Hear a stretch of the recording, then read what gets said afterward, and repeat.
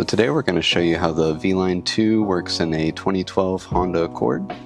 So we do have it installed here, and as you can see we're on the factory navigation now and we're in the FM source. If we want to go to the VLine, we're going to enter the CD changer source.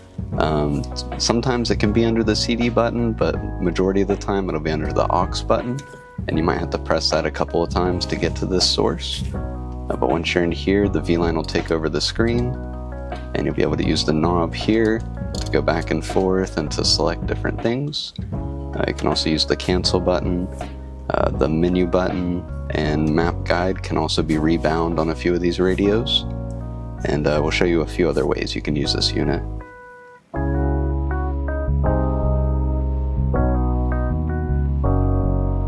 So if you want to leave the VLine here, you can just change the source, and whenever you do that, the VLine will leave the screen.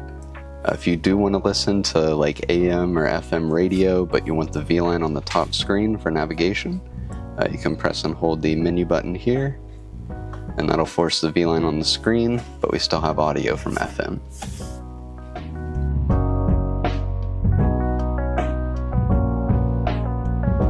And the last thing we want to show you here is with the jog knob.